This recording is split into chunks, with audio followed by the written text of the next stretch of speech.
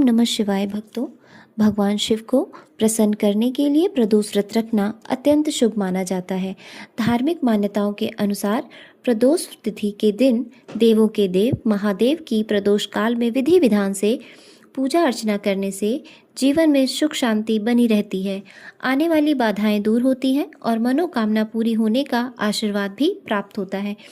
वैवाहिक जीवन में मधुरता लाने के लिए, दाम्पत्य संबंधों को मजबूत बनाने के लिए, संतान सुख पाने के लिए, अच्छा रोजगार नौकरी आदि पाने के लिए या फिर मनवांछित जीवन साथी की प्राप्ति की कामना से प्रदोष व्रत रखा जाता है।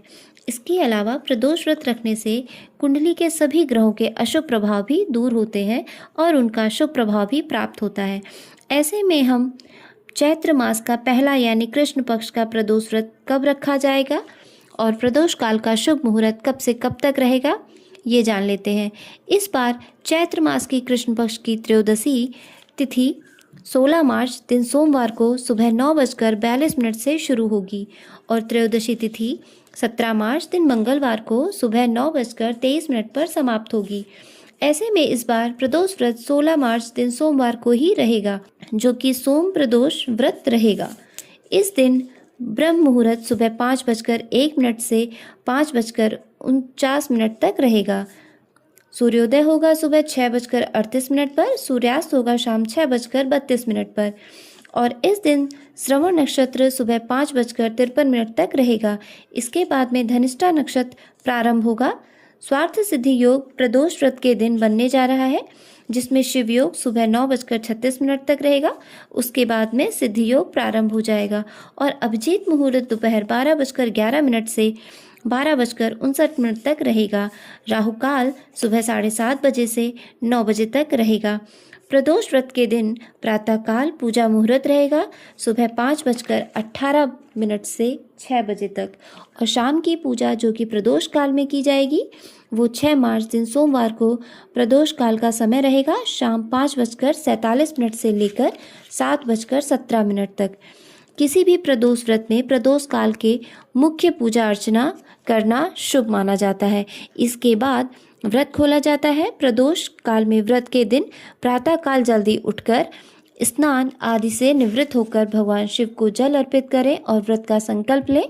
फिर दिन भर उपवास रखें।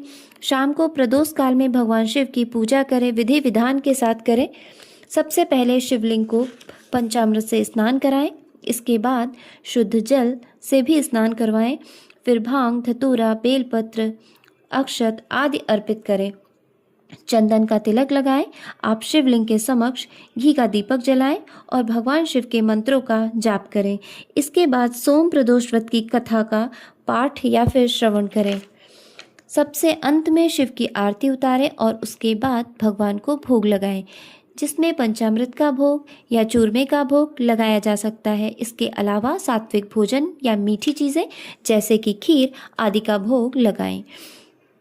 इसके बाद सभी लोगों को प्रसाद रूप में दें और स्वयं भी व्रत का पारण प्रसाद ग्रहण करके करना चाहिए। प्रदोष व्रत के दिन लगातार अपने मन में ओम नमः शिवाय मंत्र का जप करना चाहिए। इस दिन शिवलिंग पर बेलपत्र अर्पित करने से, शिवलिंग पर गेहूं अर्पित करने से आपके रुके हुए कार्य पूर्ण होते हैं और आपके घर में धन धान्य की वृद्धि होने लगती है। शमी के पुष्प या फिर शमी के पत्र शिवलिंग पर अर्पित करने से महादेव की विशेष कृपा प्राप्त होती है। शिवलिंग पर शहद चढ़ाने से स्वास्थ्य में आ रही परेशानियां कम होती हैं, ऐसी मान्यता है। इससे व्यक्ति रोगों से दूर रहता है। ये थी आज की वीडियो। जानकारी अच्छी लगी हो तो कमेंट में अवश्य बताएं और हमारे वीडियो को लाइक करना मत भूलिएगा। धन्यवाद।